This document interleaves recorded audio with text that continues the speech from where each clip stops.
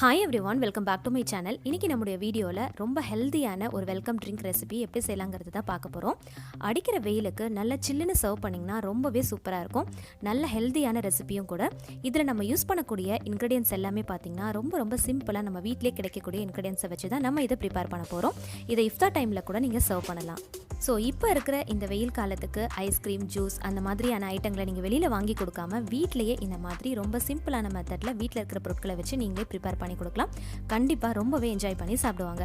So இந்த recipe எப்படி செய்யலாங்கிறத பார்க்குறதுக்கு முன்னாடி நம்மளோட சேனலை இன்னும் நீங்கள் சப்ஸ்கிரைப் பண்ணலைன்னா மறக்காமல் இப்போவே நம்மளோட சேனலுக்கு கீழே தெரியிற ரெட்டில் சப்ஸ்கிரைப் பட்டனை கிளிக் பண்ணி சப்ஸ்கிரைப் பண்ணிக்கோங்க. அண்ட் பக்கத்தில் தெரியிற பெல் ஐக்கனையும் சேர்த்தே கிளிக் பண்ணிக்கோங்க. அப்போ தான் நான் வீடியோஸ் போடும்போது உங்களுக்கு நோட்டிஃபிகேஷன் வரும், நீங்களும் மிஸ் பண்ணாமல் பார்க்கலாம்.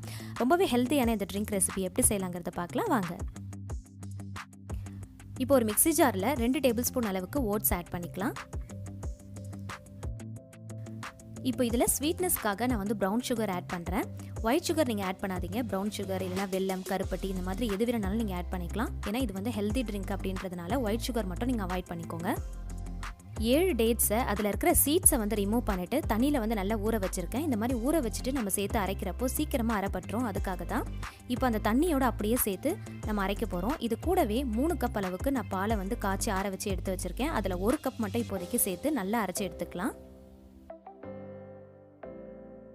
இதுக்கு நான் 1/4 கப் அளவுக்கு ஜவ்வரிசி எடுத்திருக்கேன். சின்ன ஜவ்வரிசியாக பார்த்து எடுத்துக்கோங்க. 10 நிமிஷம் ஊற வச்சுட்டு அதுக்கப்புறம் 10 நிமிஷத்துக்கு வேக வச்சு அதை ஃபில்டர் பண்ணி நல்லா தண்ணியில் வாஷ் பண்ணி எடுத்துக்கோங்க.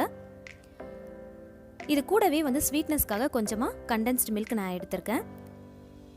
சாப் பண்ண பாதாம், முந்திரி, பிஸ்தா, அக்ரூட் இந்த மாதிரி உங்ககிட்ட எந்த மாதிரியான நட்ஸ் இருக்கோ அதை நீங்கள் சாப் பண்ணி எடுத்துக்கலாம். இதுதான் எடுக்கணும் அப்படின்றது இல்லை. அதே மாதிரி சப்ஜா சீட்ஸை நீங்கள் தண்ணியிலேயே கொஞ்ச நேரத்துக்கு முன்னாடி போட்டு ஊற வச்சிங்க அப்படின்னா சீக்கிரமாக நல்லா புசுன்னு உப்பி வந்துடும். இது கூட பைனாப்பிள், பனானா, ஆப்பிள் இது 3மே நான் கட் பண்ணி வச்சுருக்கேன்.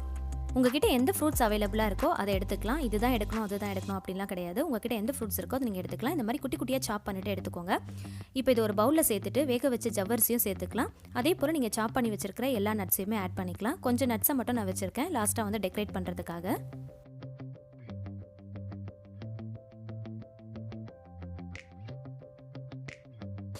இது கூடவே நீங்கள் மாதுளம்பழம், மேங்கோ இந்த மாதிரிலாம் சேர்த்திங்கன்னா இன்னும் நல்லா டேஸ்ட்டாக இருக்கும். இப்போ கண்டென்ஸ்டு மில்க் ஒரு 2 டேபிள் ஸ்பூன் அளவுக்கு மட்டும் சேர்க்குறேன். நல்லா ஒரு ரிச்சான க்ரீமி டேஸ்ட் கிடைக்கும் இல்லையா, அதுக்காக தான். இப்போ நம்ம அரைச்சி வச்சிருக்கிற அந்த டேட்ஸ் மில்கை இன்னும் கொஞ்சம் மில்கோட சேர்த்துட்டு நல்லா மிக்ஸ் பண்ணிவிட்டு நான் இது கூட சேர்த்துட்டு நம்ம நல்லா மிக்ஸ் பண்ணி விட்டுக்கலாம். நான் டோட்டலாக 3 கப் அளவுக்கு பால் எடுத்திருக்கேன். பாலை நல்லா காய்ச்சி ஆற வச்சுட்டு அதுக்கப்புறம் தான் நம்ம இது கூட சேர்க்கணும். இப்போ இது கூடவே 1 டீஸ்பூன் அளவுக்கு கொக்கோ பவுடர் ஆட் பண்ணிவிட்டு நல்லா மிக்ஸ் பண்ணிக்கலாம்.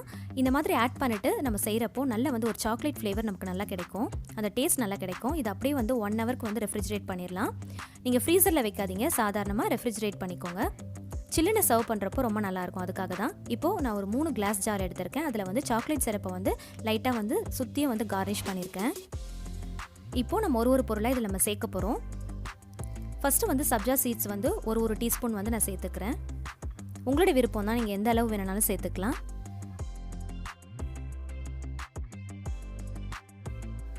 இப்போ நம்ம ரெடி பண்ணி வச்சிருக்கிற அந்த டேட்ஸ் ஃப்ரூட் மிக்சரை இது கூட சேர்த்துடலாம்.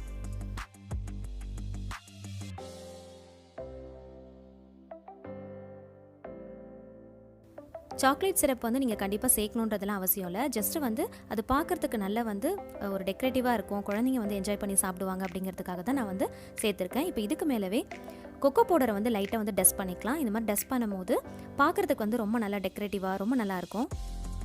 அதே போல் இது மிக்ஸ் பண்ணி சாப்பிட்றப்போ அந்த சாக்லேட் ஃப்ளேவர் நல்லா கிடைக்கும். இப்போ இதுக்கு மேலே சாப் பண்ண நட்ஸை வச்சு நம்ம நல்லா கார்னிஷ் பண்ணிக்கலாம். பார்க்கவே ரொம்ப சூப்பராக இருக்குல்ல. டேஸ்ட்டும் ரொம்பவே அட்டகாசமாக இருந்தது.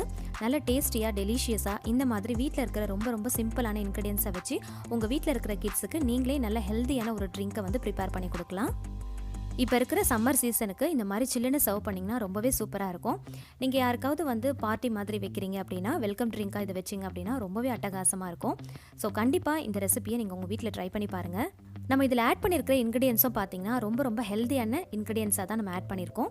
டேட்ஸில் பார்த்தீங்கன்னா அயன் கண்டென்ட் அதிகமாக இருக்குது. அதே போல் ஃப்ரூட்ஸ் ஆட் பண்ணியிருக்கோம், நட்ஸ் ஆட் பண்ணியிருக்கோம். ஸோ அது எல்லாமே ரொம்ப ஹெல்த்தியான இன்க்ரீடியன்ஸாக ஆட் பண்ணியிருக்கிறதுனால ரொம்ப ஹெல்த்தியான ஒரு ட்ரிங்க் ரெசிபி. ஸோ கண்டிப்பாக உங்கள் வீட்டில் இருக்கிற கிட்ஸுக்கு செஞ்சு கொடுங்க. ஈவன் டயட்டில் இருக்கிறவங்க கூட தாராளமாக எடுத்துக்கலாம். ஸோ இந்த ஹெல்த்தி ட்ரிங்க் உங்களுக்கு பிடிச்சிருந்துச்சுன்னா மறக்காமல் வீடியோக்கு ஒரு லைக் கொடுத்துருங்க. உங்களோட ஃபேமிலி அண்ட் ஃப்ரெண்ட்ஸ் கூட ஷேர் பண்ணிக்கோங்க. அவங்களும் ட்ரை பண்ணி பார்க்கட்டும். உங்களுடைய ஃபீட்பேக்கை கமெண்ட் செக்ஷனில் ஷேர் பண்ணுங்கள். நம்மளோட சேனலை இன்னும் நீங்கள் சப்ஸ்கிரைப் பண்ணலன்னா மறக்காமல் சப்ஸ்கிரைப் பண்ணி தொடர்ந்து சப்போர்ட் பண்ணுங்கள். Thank you so much. கீப் வாட்சிங்.